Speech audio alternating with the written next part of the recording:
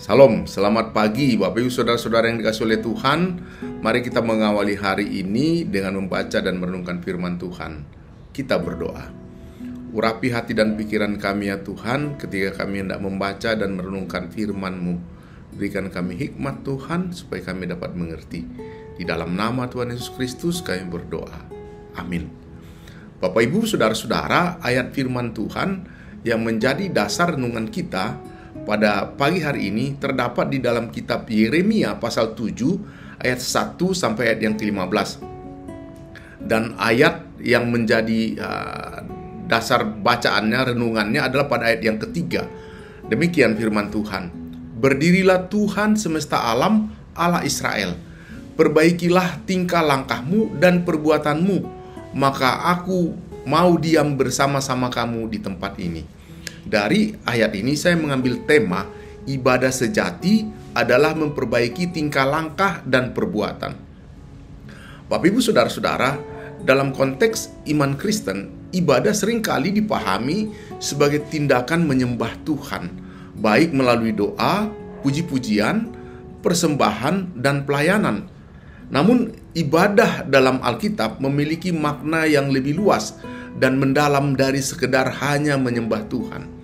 Dalam bahasa Ibrani, ibadah dikatakan abodah, yang berarti pekerjaan atau pelayanan. Dalam Perjanjian Baru, kata ibadah yang digunakan adalah lateria, yang berarti pelayanan atau penyembahan. Bapak Ibu, oleh sebab itu makna dari ibadah bukan hanya sekedar melakukan ritual keagamaan, tetapi juga mencakup seluruh aspek kehidupan yang dipersembahkan kepada Tuhan. Ibadah sejati adalah hidup yang dipersembahkan sepenuhnya kepada Tuhan, termasuk bagaimana kita berperilaku, bagaimana kita memperlakukan sesama, dan bagaimana kita mengikuti kehendak Tuhan dalam kehidupan kita sehari-hari. Pada zaman Nabi Yeremia, kehidupan bangsa Israel berada dalam kondisi spiritualitas atau keimanan mereka yang sangat buruk. Mereka telah jatuh ke dalam dosa penyembahan berhala, melakukan ketidakadilan sosial, dan melakukan moral yang rusak. Meskipun mereka masih melakukan ritual agama di bait suci, tetapi hati mereka jauh daripada Tuhan. Mereka mengandalkan kehadiran di bait suci sebagai jaminan keselamatan. Mereka berpikir bahwa selama mereka datang ke rumah Tuhan, mereka akan dilindungi dan mereka akan diberkati meskipun mereka hidup di dalam dosa. Oleh sebab itu, Yeremia diutus oleh Tuhan untuk menyampaikan pesan yang sangat keras dan sangat tegas kepada bangsa Israel. Allah memerintahkan Yeremia untuk berdiri di depan pintu rumah Tuhan dan menyerukan pesan pertobatan kepada mereka. Tuhan mengingatkan mereka bahwa ibadah yang sejati bukan hanya tentang ritual, tetapi tentang hidup yang sesuai dengan kehendak Allah. Pada ayat yang ketiga dikatakan, beginilah firman Tuhan semesta alam, Allah Israel, perbaikilah tingkah langkahmu dan perbuatanmu, maka aku mau diam bersama-sama kamu di tempat ini. Perintah perbaikilah tingkah langkahmu dan perbuatanmu adalah panggilan untuk hidup dalam pertobatan yang sejati. Panggilan untuk mengubah cara hidup mereka yang tidak sesuai dengan firman Allah. Tuhan memanggil umatnya agar mereka memperbaiki cara hidup mereka yang tidak sesuai dengan apa yang Allah kehendaki dan menggantikannya dengan kehidupan yang sesuai dengan firman Allah. Inilah panggilan untuk pertobatan sejati, untuk mengubah hati, mengubah perilaku kita agar selaras dengan apa yang Allah kehendaki. Lalu ditekankan pada ayat yang keempat dan kelima, Allah mengingatkan bangsa Yehuda bahwa mereka tidak boleh percaya kepada perkataan dusta yang berbunyi, ini bait Allah, bait Allah, bait Allah. Melainkan jika kamu sungguh-sungguh memperbaiki tingkah langkahmu dan perbuatanmu, jika kamu sungguh-sungguh melaksanakan keadilan di antara kamu masing-masing. Bapak Ibu, dari ayat ini mereka berpikir bahwa dengan datang ke bait Allah dan melakukan ritual ibadah, mereka akan selamat meskipun mereka hidup di dalam dosa. Tuhan menegur mereka karena mereka hanya mengandalkan simbol-simbol keagamaan tanpa mengubah hidup mereka. Pesan ini sangat relevan bagi kita pada saat ini. Kita mungkin berpikir bahwa yang penting kita pergi ke gereja, yang penting kita mengikuti ritual keagamaan. Itu sudah cukup berkenan di hadapan Allah. Bapak Ibu Saudara-saudara, namun Tuhan menginginkan kita lebih daripada itu.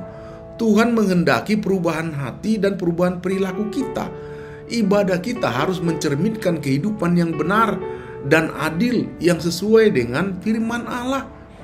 Ibadah yang Allah kehendaki adalah untuk melaksanakan keadilan dalam kehidupan kita sehari-hari. Itu berarti kita harus adil dalam perlakuan terhadap sesama, tidak memihak dan tidak memberikan yang seharusnya kepada orang lain. Tuhan memerintahkan kita untuk tidak menindas orang asing, tidak menindas anak yatim dan para janda. Kita harus peduli dan memberikan dukungan kepada mereka yang membutuhkannya. Tuhan mengingatkan kita untuk tidak melakukan perbuatan jahat seperti mencuri, membunuh, perbuatan zina, bersumpah palsu, dan menyembah kepada berhala. Kita harus hidup dalam kekudusan dan hidup dalam kebenaran. Kita harus setia kepada Tuhan dan tidak mengikuti ilah lain. Ini berarti kita harus mengarahkan hati dan pikiran kita hanya kepada Allah saja dan tidak tergoda oleh hal-hal yang duniawi yang dapat menjauhkan kita daripada Tuhan. Allah menginginkan kita untuk hidup di dalam kekudusan. Itu berarti kita harus menjaga hati dan pikiran kita dari segala yang najis, dari segala yang tidak berkenan di hadapan Allah. Tuhan menghendaki kita untuk hidup dengan rendah hati, mengakui kelemahan kita dan bergantung sepenuhnya kepada Allah. Kita harus mengasihi sesama seperti Tuhan mengasihi kita dan siap sedia untuk mengampuni orang lain. Kita harus hidup dalam ketaatan yang sepenuhnya kepada firman Allah dan menjadikan firman sebagai pedoman dalam kehidupan kita. Bapak Ibu Saudara-saudara yang dikasihi oleh Tuhan, mari kita merenungkan firman Tuhan ini dan melihat ke dalam diri kita. Apakah kita sudah hidup sesuai dengan kehendak Allah? Apakah kita sudah memperbaiki tingkah langkah dan perbuatan kita? Allah menghendaki kita untuk hidup dalam kebenaran, hidup dalam keadilan, hidup dalam kesetiaan kepadanya. Marilah kita memperbaiki tingkah laku kita dan kembali kepada Tuhan dengan segenap hati. Ibadah yang sejati bukan hanya sekedar ritual, tetapi hidup yang dipersembahkan sepenuhnya kepada Tuhan dalam segala aspek kehidupan kita.